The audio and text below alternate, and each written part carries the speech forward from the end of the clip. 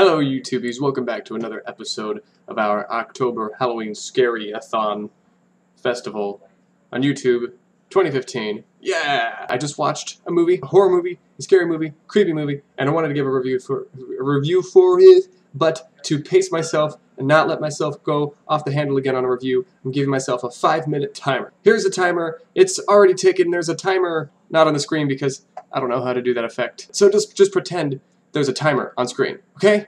Yeah, go! The movie I saw was called Babadook. If you haven't seen it, it came out last year. I'm going to spoilers the crap out of this, so if you want to go right to the results, click here. So the story of this movie is a mother and a son are tormented in their house due to a malevolent, imaginary friend type boogie monster, and they can't get rid of it because they read a book and now the monster is following them in their own house and tormenting them in various ways. The mother becomes possessed and starts changing, the routine, on the brink of, killing the neighbors and her son and herself, that old song and dance number. The movie did some really cool things with the effects. It used a lot of practical effects, I could tell, in addition to also some what seemed like stop-go animation. It wasn't CGI, at least almost all of it wasn't, at least it didn't seem like it. It seemed like it was very practical and more of like an old school way of doing a monster film, which I actually really appreciated. I'm already at 1 minute. Blech. The tone is very similar to movies that you would see these days, ghost movies and things like that. It reminded me a lot of, what's that movie that came out? The Haunting, is that the name of it? I think The Haunting. It reminded me of those kind of movies that are coming out these days as far as tone goes, but the style that it was presented, the tools of the trade that they used seemed very old school, and I enjoyed that, including some of the writing. The writing at times did seem a little, it was mixed. There was decent dialogue. What's so interesting about this movie, it was more of a character piece. It was more of a character study, if you will. And you see the lives of these characters and this family transform.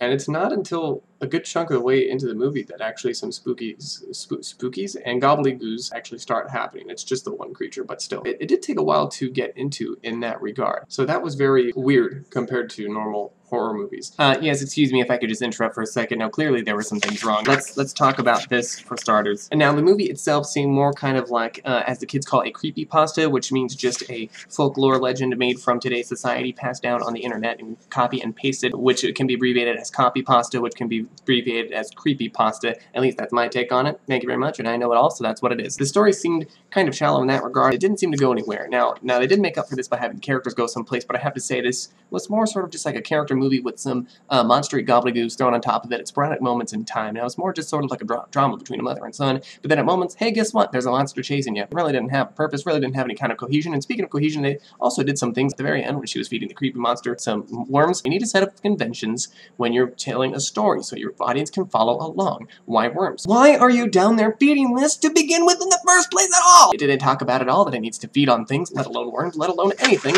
in a whole gosh darn forsaken movie. You need to set up conventions. Yes, you do. Otherwise, your audience isn't going to know where you are and you're just left out in the cold. Ned, what a terrible thing to say. Go, get out of here, leave. Nasty Ned, again. But Ned does make some good points, especially being the conventions. You do need conventions to set up anything in a story. Unfortunately, the storyteller in this film did not set up these conventions, so that's why at times it was a little hard to follow.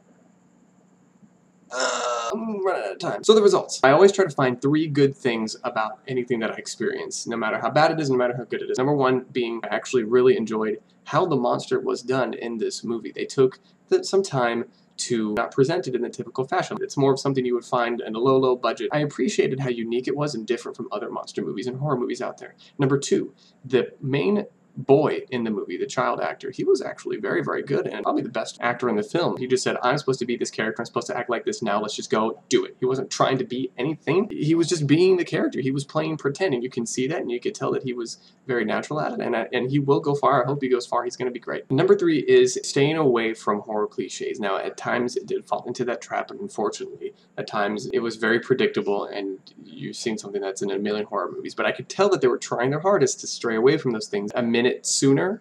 That's where a normal horror movie like this would have ended, but it didn't. It took it a step beyond that, and it said, look, we're not a typical movie. This is about something else. This is not about the normal horror movie that you've seen, and I appreciate that. They're obviously taking risks, and they're being artists, and they're being creative, and thinking outside the box. I'm running out of time. On a scale of meh to 10, I give it a strong 6.5. It would have been lower because Like I said, some things could have been better. However, I do appreciate them thinking outside the box and taking a step farther and taking those extra risks. In fact, I'm going to bump it up to 7. 7! Yeah! So if you have a chance to see this movie, well, maybe see it, maybe don't. Either way, you'll be fine. If you're into horror movies, maybe check it out. You might experience something that you haven't seen before, and it might be a fun time. Okay, I'm just going to barely make it for 5 minutes, so thank you, YouTube, so much for watching. As always, like this video. If you like this video, hit the like button right down here. If you also want to subscribe to my channel, please do, because there's some great videos on there. And this has been a 5-minute review with myself, Corey Nigma, and I'll see you when I see you. Love, love, love, love, love. Bye. Take care. Bye. Bye.